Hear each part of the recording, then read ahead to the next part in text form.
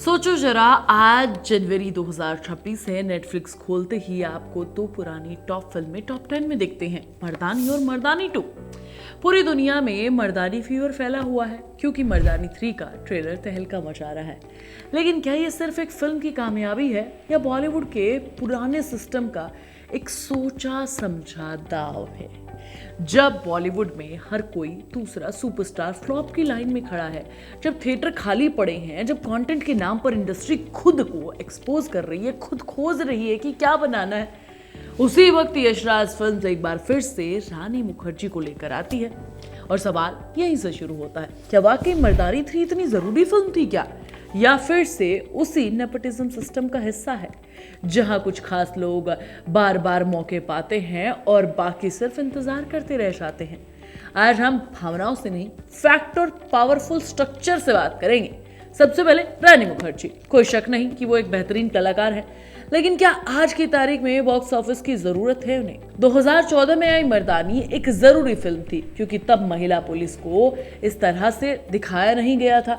19 में मर्दानी 2 इसलिए चली क्योंकि समाज की कुछ चीजों को हमारे सामने लाकर दिखाया गया, एक मुद्दे को उठाया गया। असल में मर्दानी अब सिर्फ एक फिल्म नहीं है, YRF ये एक सेफ प्रॉपर्टी बन चुकी है, एक सेफ फ्रेंचाइजी बन चुकी है।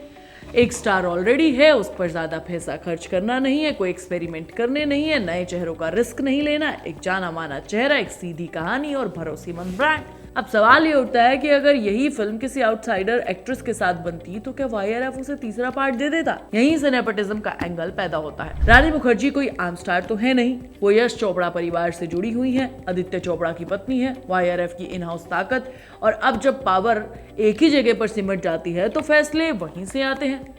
मर्दानी 3 को UA 16+ सर्टिफिकेट मिलना भी एक स्ट्रैटेजी है। ट्रेलर साफ दिखाता है कि भैया कंटेंट काफी डार्क है, अगर ये सर्टिफिकेट मिलता है तो ऑडियंस लिमिटेड हो जाएगी, लेकिन 16+ करके आपने सारी यंग ऑडियंस को अपनी तरफ खींच लिया। अब सोचो, अगर यही कंटेंट किसी नए डायरेक्टर या नई कहानी या नई एक्ट्रेस के साथ बन रहा होता तो क्या सेंसर इतना नर्म होता? मर्दानी 3 सीरीज की सबसे लंबी फिल्म है, मतलब साफ है YRF इस बार कहानी पर पूरा कंट्रोल करना चाहता है। हर फ्रेम में रानी मुखर्जी, इमोशन, उनका चेहरा, सब कुछ महिला सशक्तिकरण की बात तो करेगा, पर दिखेंगी रानी। पर्दे के पीछे की असली सच्चाई दिखाती है ये फिल्म। बॉलीवुड में आज सैकड़ों टैलेंट है, सैकड़ों एक्ट्रेसेस हैं। पुलिस ऑफिसर का कैरेक्टर कोई नई लड़की भी निभा सकती थी, लेकिन रिस्क कौन ले? YRF क्यों ले? अब उसका अपना घर सुरक्षित है। यहीं से नेपोटिज्म की असली परिभाषा शुरू हो जाती है।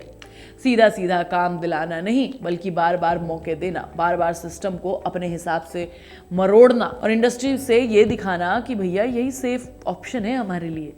अब एक और सवाल, क्या मर्दानी 3 सिर्फ रानी मुखर्जी के लिए बन रही है या YRF की छवि बचाने के लिए? पिछले कुछ सालों में YRF को कई झटके लगे हैं। हर फिल्म ब्लॉकबस्टर नहीं रही है। ऐसे में गंभीर सामाजिक फिल्म से अपनी इमेज को मजबूत करना जरूरी है, और इस काम के लिए सबसे भरोसेमंद चेहरा कौन? रानी मुखर्जी। यहाँ फिल्म से ज्यादा मैसेज जरूरी है। देखो, हम अभी भी जिम्मेदार सिनेमा बनाते हैं, लेकिन जिम्मेदारी सिर्फ स्क्रीन पर क्यों, ऑफ स्क्रीन पर क्यों नहीं? अगर यही प्लेटफॉर्म किसी नए टैलेंट को मिला होता तो शायद इंडस्ट्री की हालत आज कुछ और होती, लोग कुछ और बातें कर रहे होते। रानी डिजर्व करती हैं, हाँ डिजर्व करती हैं, वो एक टैलेंटेड एक्ट्रेस है। लेकिन सवाल ये नहीं है कि क्या वो डिजर्व करती हैं, सवाल ये है कि हर महिला केंद्रित फिल्म में वही होंगी क्या?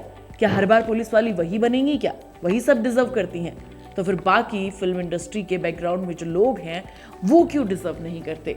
मर्दानी 3 एक अच्छी फिल्म हो सकती है, शायद बहुत असरदार भी हो सकती है, क्योंकि उसका होना खुद में एक सवाल है। क्योंकि जब तक हम सब ये सवाल नहीं पूछेंगे तब तक इंडस्ट्री को बदलने का दिखावा करते रहना पड़ेगा, है ना?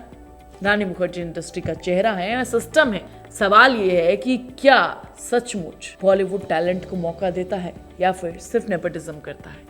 आपसे है ये सवाल, मुझे कमेंट करके जरूर बताओ। मैं तुम्हें नेक्स्ट वीडियो में मिलूंगी, तब तक तुम चैनल को सब्सक्राइब कर लो, वीडियो को लाइक और शेयर कर लो, प्लीज बेल आइकन दबाना मत भूलना।